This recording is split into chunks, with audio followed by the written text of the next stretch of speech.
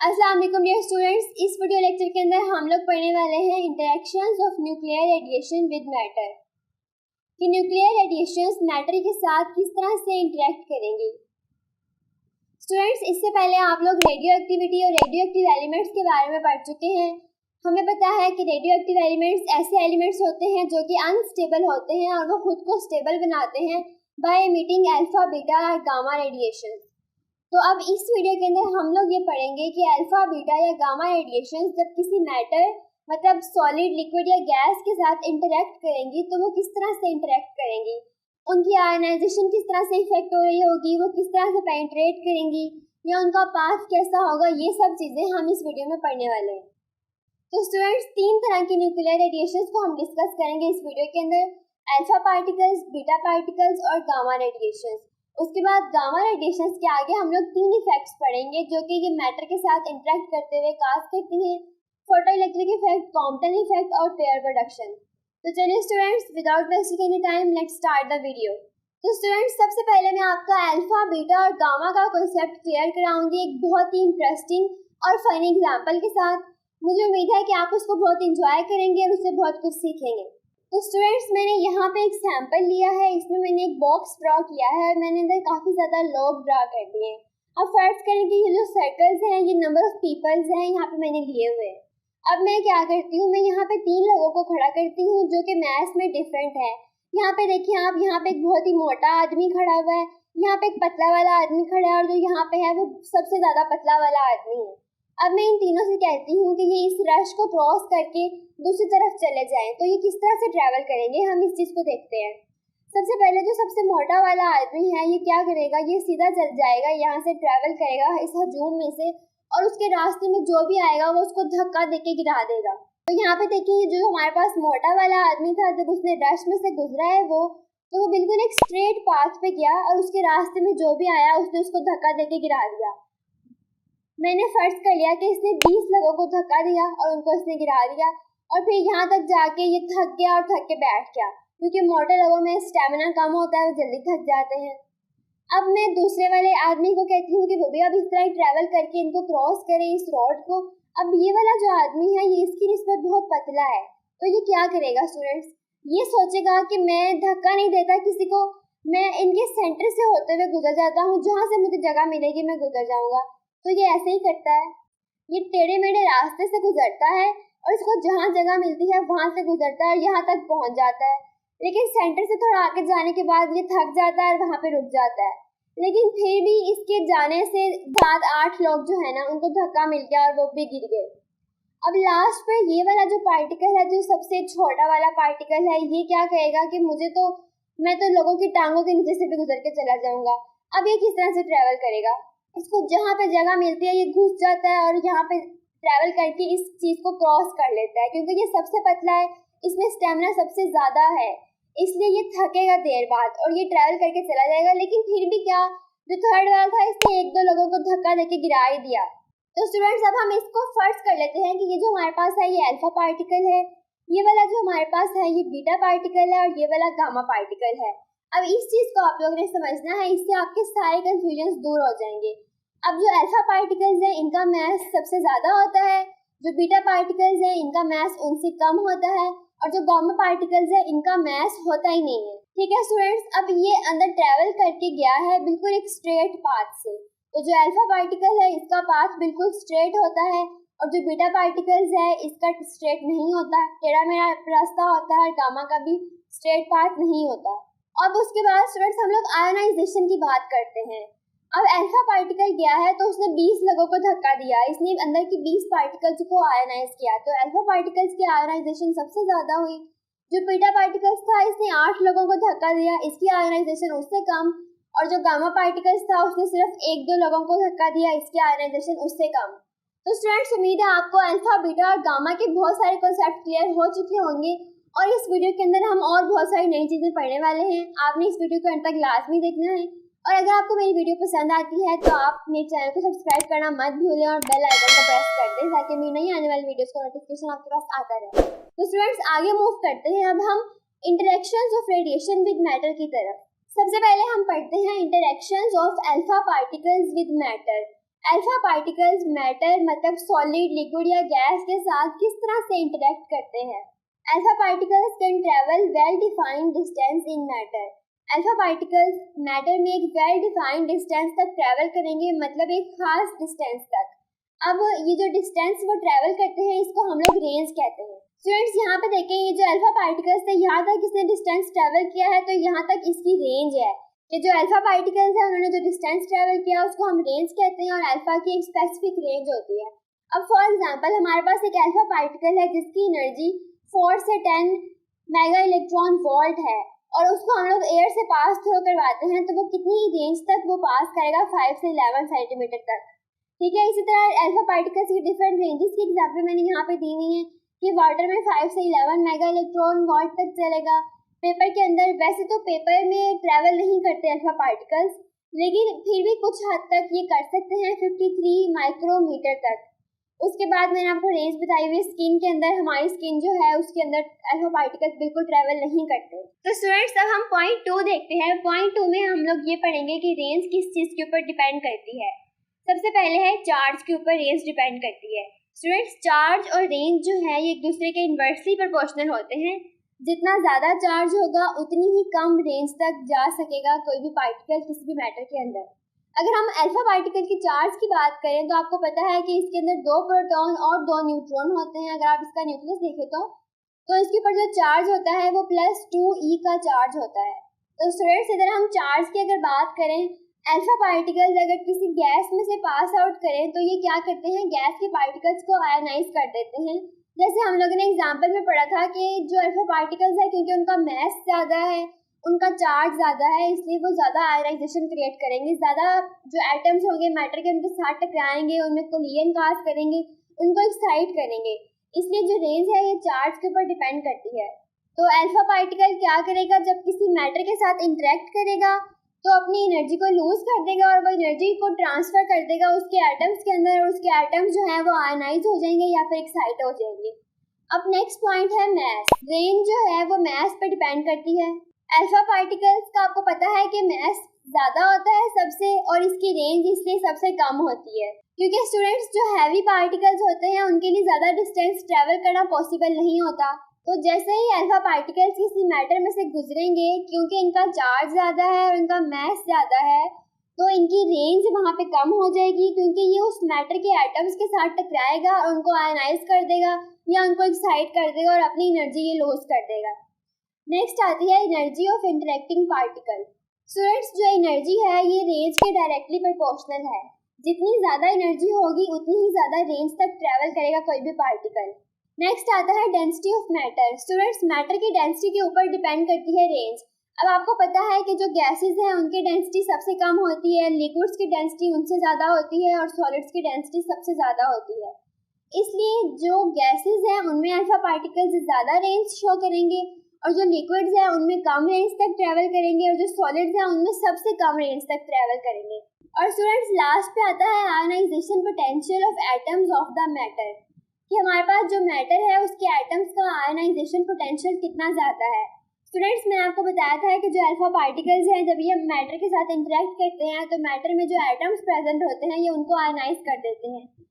अब जो मैटर के अंदर जो एटम्स हैं अगर उनका आयनाइजेशन पोटेंशियल ज़्यादा है, मतलब उनको ज़्यादा अमाउंट ऑफ एनर्जी रिक्वायर्ड है आयनाइज होने के लिए, तो अल्फा पार्टिकल जब उनके साथ इंटरेक्ट करेंगे तो अल्फा पार्टिकल को उनको ज़्यादा एनर्जी देनी पड़ेगी।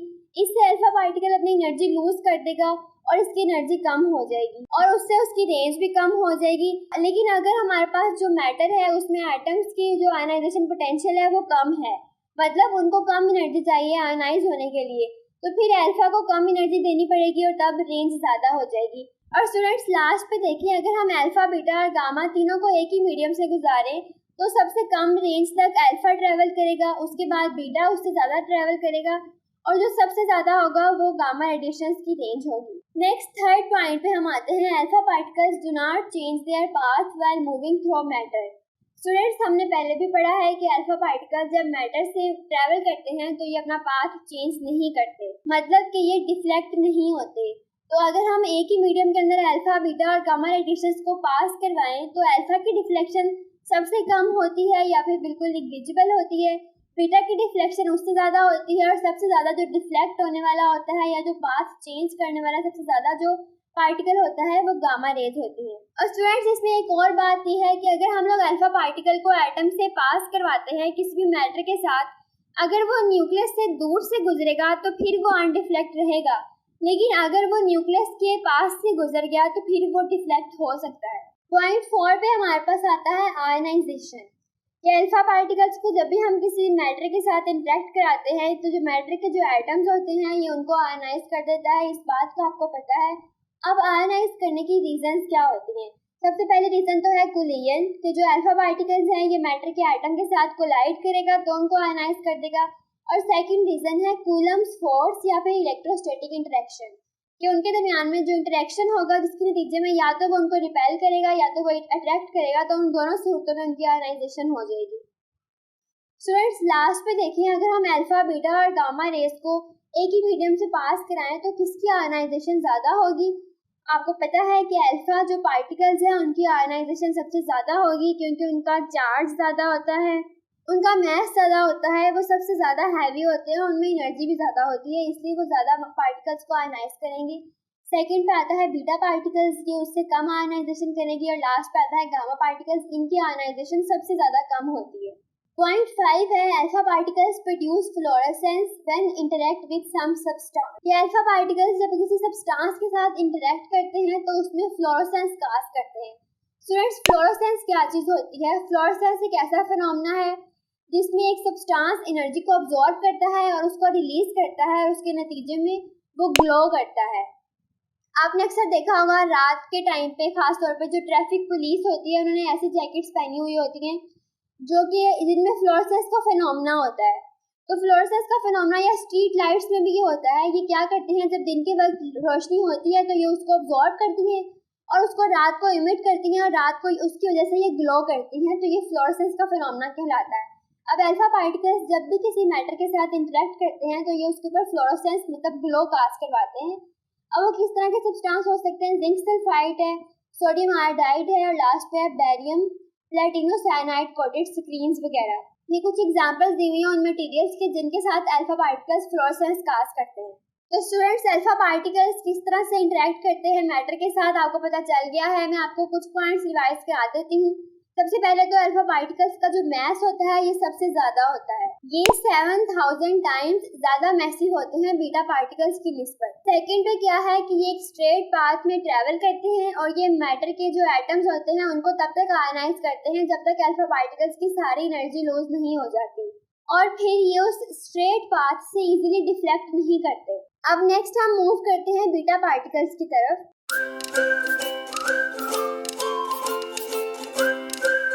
स्टूडेंट्स बीटा पार्टिकल्स का जो मैस होता है ये अल्फा पार्टिकल्स से कम होता है। इनके बारे में हम पढ़ते हैं range of beta particles is more than alpha particles, लेकिन इनकी जो रेंज होती है, रेंज का आपने पढ़ा है कि किस हद तक, किस डिस्टेंस तक ये मैटर में ट्रेवल कर सकता है, वो रेंज अल्फा पार्टिकल्स से ज़्यादा होती है। और रेंज किन किन चीज़ों पर डिपेंड करती है वो पढ़ते हैं। सबसे पहला पॉइंट है चार्ज। स्टूडेंट्स जो बीटा पार्टिकल्स हैं इनके ऊपर 1 E का चार्ज होता है, उनका जो मैस होता है ये 7000 times less than alpha particles होता है और चार्ज इनका अल्फा पार्टिकल्स से आधा होता है। अल्फा पार्टिकल्स के ऊपर +2 E चार्ज था, इसके ऊपर 1 E चार्ज होता है। तो चार्ज का आपको पता है कि ये रेंज के इन्वर्सली प्रोपोर्शनल होता है, इसलिए इनका चार्ज कम है तो ये ज़्यादा रेंज तक ट्रैवल करेंगे।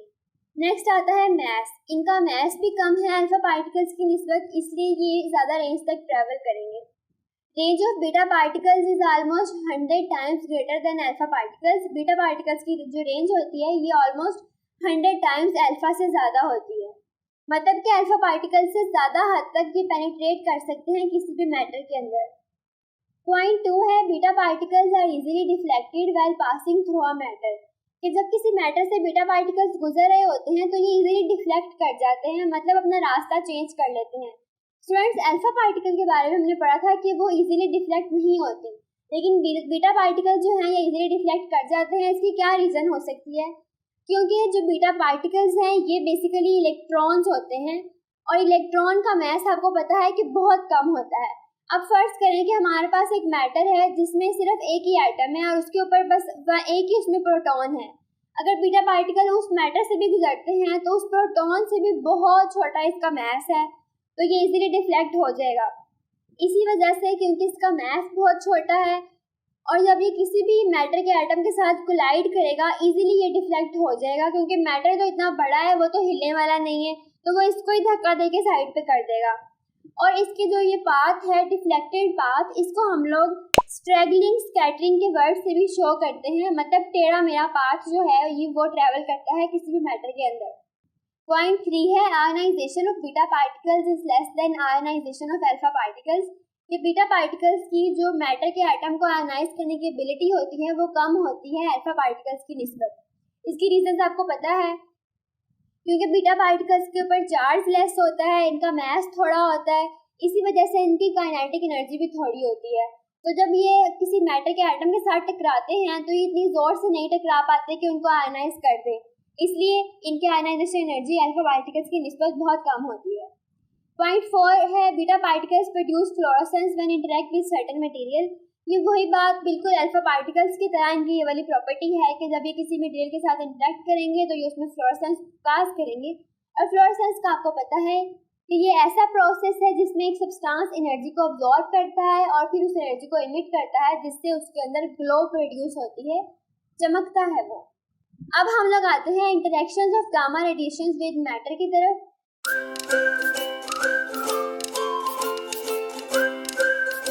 गामा रेडिएशंस मैटर के साथ किस तरह से इंटरेक्ट करती हैं और इसके अंदर हम लोग 3 मेन चीजें पढ़ने वाले हैं। आपको मैंने फर्स्ट स्लाइड में भी बताया था, एक photo electric effect, quantum effect और पेयर प्रोडक्शन। चलिए इस टॉपिक को स्टार्ट करते हैं। सबसे पहला पॉइंट है range of gamma radiations is greater than alpha और बीटा पार्टिकल्स। स्टूडेंट्स आपको पता है कि हम लोग जब किसी भी मैटर के साथ गामा रेस को इंटरेक्ट कराएं तो ये बहुत ज़्यादा रेंज तक ट्रैवल करती हैं। इसकी रीज़न क्या है? ये चार्ज लेस होती हैं। सबसे पहली बात तो ये है, इनके ऊपर कोई चार्ज नहीं होता। इनके ऊपर अब कोई चार्ज नहीं होगा, उसकी वजह से क्या होगा, कोई इलेक्ट्रोस्टैटिक इंटरेक्शन नहीं होगा। मतलब ना ये किसी को रिपेल करेंगी ना ये किसी को अट्रैक्ट करेंगी, बस ट्रैवल करती जाएंगी और मीडियम को क्रॉस कर लेंगी। और दूसरी रीज़न ये है कि ये मास लेस होती हैं, इनका मास बिल्कुल ही निग्लिजिबल होता है। अब गामा रेस मास लेस होंगी, इसी वजह से वो जो हमारा मैटर है उसके किसी भी एटम के साथ कोलाइड नहीं करेंगी। पॉइंट 2 है ionisation of gamma radiations is less than alpha and beta particles. कि अगर हमारी जो गामा रेडिएशंस हैं ये किसी मैटर के साथ इंटरेक्ट करेंगी तो इनकी आयनाइजेशन एबिलिटी जो होगी वो सबसे ज़्यादा कम होगी। स्टूडेंट्स आपको पता है कि जब गामा रेज हमारे मैटर के किसी एटम के साथ इंटरेक्ट करेंगे तो उनके दरमियान कोई कोलिजन नहीं होगी, क्योंकि इनके ऊपर कोई मास नहीं है, उसमें कोई ट्रांसफर ऑफ एनर्जी नहीं होगा, इसलिए यहाँ पे कोई आयनाइजेशन नहीं होगी। क्योंकि ना ही यहाँ पे कूलम्स फोर्स है या इलेक्ट्रोस्टैटिक इंटरेक्शन है जो हमने पढ़ा था, ना ही ये किसी को रिपेल करेंगी ना ही किसी को अट्रैक्ट करेंगी। इसी वजह से जो गामा रेज है इनकी आयनाइजेशन जो है अल्फा और बीटा इन दोनों से कम होगी। थर्ड पॉइंट है intensity of gamma rays in air decreases with the increase in distance from the source. कि अगर हमारी गामा रेज हैं और ये एयर के अंदर ट्रैवल कर रही हैं तो ये जैसे जैसे ट्रैवल करती जाएंगी वैसे वैसे इनकी इंटेंसिटी कम होती जाएगी। स्टूडेंट्स बिल्कुल वैसे ही जैसे मैंने आपको जो फर्स्ट पे एक एग्जांपल समझाई थी कि जो पतले बंदे होते हैं उनका स्टेमिना सबसे ज़्यादा होता है, लेकिन वो जैसे जैसे मूव करते जाएंगे आगे उनका स्टेमिना कम होता जाएगा और वो भी एक ख़ास ट्रैवल तक ही मूव कर पाएंगे।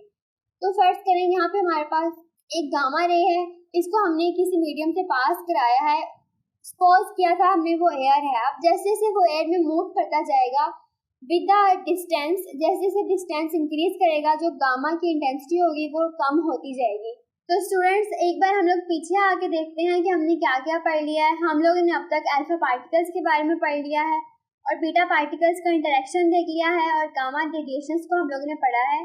तो स्टूडेंट्स जो गामा रेडिएशंस होती हैं जब ये किसी भी मैटर के साथ इंटरेक्ट करती हैं तो ये 3 तरह के इफेक्ट्स को काज करती हैं, photo electric effect, quantum effect या फिर pair production, depending upon the energy with which they will interact with the matter. तो स्टूडेंट्स अब हम बारी बारी इन तीनों इफेक्ट्स को पढ़ने वाले हैं। फोटो इलेक्ट्रिक इफेक्ट क्या होता है? When light of suitable frequency fall on metal surface, कि हमारे पास कोई मेटल है उसकी सरफेस के ऊपर जब लाइट फॉल की तो उस मेटल के सरफेस में से इलेक्ट्रॉन्स जो हैं वो इमिट हुए। इस फिनोमेना को हम लोग फोटो इलेक्ट्रिक इफेक्ट कहते हैं। स्टूडेंट्स यहाँ पे डायग्राम में देखें, यहाँ पे एक लाइट है। फर्ज करें हमारे पास एक गामा रेडिएशन थी, वो फॉल की किसी भी मैटर के ऊपर, तो मैटर के साथ उसका जो इंटरेक्शन था उसके नतीजे में मैटर के अंदर से इलेक्ट्रॉन्स की इमिशन हुई। इस प्रोसेस को हम लोग फोटो इलेक्ट्रिक इफेक्ट कहते हैं। अब स्टूडेंट्स, ये प्रोसेस किस तरह से होता है? जो हमारे पास मैटर है इसकी सरफेस के अंदर जो एटम्स स्टक हुए हैं, फंसे हुए हैं, जब उन एटम के साथ हमारे पास जो गामा रेडिएशन आके टकराई है तो उस गामा रेडिएशन की जो एनर्जी है, जब ये इंटरेक्शन इनका हुआ है उस मैटर के उन एटम्स के साथ, तो वो एटम्स ने उस एनर्जी को अब्जॉर्ब किया है और उसको लेके वो फ्री अप हो गए हैं यहाँ से। और जो ये वाली रे हमारे पास आ रही है इसको हम लोग इंसिडेंट रे कहते हैं। और स्टूडेंट्स, आपने एक और बात याद रखनी है कि जो फोटो इलेक्ट्रिक इफेक्ट है ये सिर्फ वो वाली गामा रेडिएशन ही प्रोड्यूस करेंगे जिनकी एनर्जी सबसे कम होती है, 0.1 मेगा इलेक्ट्रॉन वोल्ट एनर्जी वाले। नेक्स्ट हमारे पास आता है कॉम्पटन इफेक्ट। अब स्टूडेंट्स, कॉम्पटन इफेक्ट जो है ये वो वाले गामा रेडिएशन इस इफेक्ट को देंगी जिनकी एनर्जी 0.1 से 10 मेगा इलेक्ट्रॉन वोल्ट तक जो एनर्जी की रेंज होगी। इस एनर्जी की रेंज वाली जो हमारे पास गामा रेडिएशन या फोटॉन्स होंगी वो कॉम्पटन इफेक्ट देंगी। अब हम इसको पढ़ते हैं कि क्या होता है। स्टूडेंट्स, कॉम्पटन इफेक्ट में ये होता है कि हमारे पास एक हाई एनर्जी गामा रेडिएशन होती है और वो आके हमारे मैटर के साथ इंटरेक्ट करती है।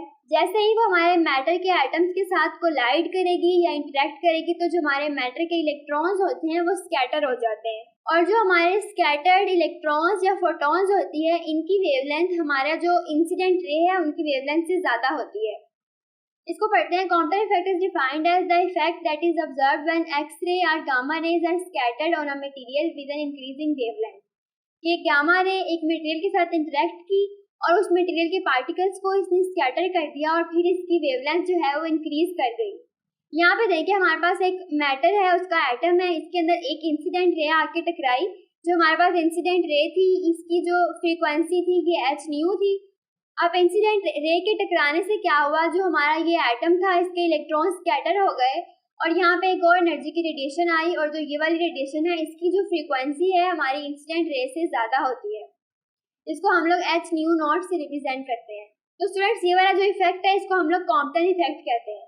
ये रिएक्शन तभी होगा जब हमारे पास हाई एनर्जी वाले फोटॉन्स होंगे। लास्ट पे हम लोग पढ़ते हैं पेयर प्रोडक्शन।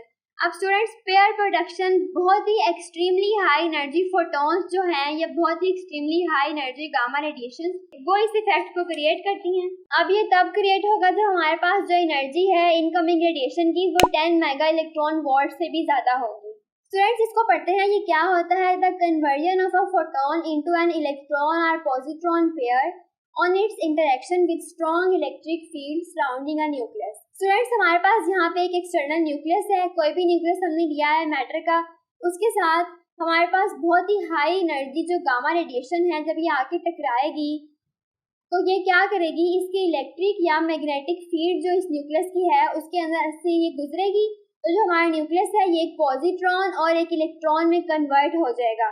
तो इसमें हमने क्या देखा कि जो हमारे पास ये एनर्जी की वेव थी ये मैटर के अंदर कन्वर्ट हो गई। तो ये सिर्फ उन्हीं एनर्जी की रेडिएशंस के लिए होगा जिनकी एनर्जी की जो रेंज है वो 10 मेगा इलेक्ट्रॉन वोल्ट से ज़्यादा होगी, मतलब कि एक्सट्रीमली हाई एनर्जी हमें चाहिए होगी एनर्जी से मैटर को क्रिएट करने के लिए। तो स्टूडेंट्स, उम्मीद है आपको वीडियो पसंद आई होगी। अगर वीडियो पसंद आई है तो मुझे कमेंट सेक्शन में लाजमी बताएं। और उसके अलावा अगर आप चाहते हैं कि मैं गामा रेडिएशन वाला जो टॉपिक है और उसके जो तीनों Compton effect, photo electric effect और पेयर प्रोडक्शन इनको डिटेल में आपको बताऊं तो मुझे कमेंट सेक्शन में लाजमी बताएं। मैं आपके लिए इन पे एक डिटेल वीडियो ज़रूर बनाऊंगी। अल्लाह हाफिज़, बहुत जल्द मिलते हैं एक नई वीडियो के अंदर।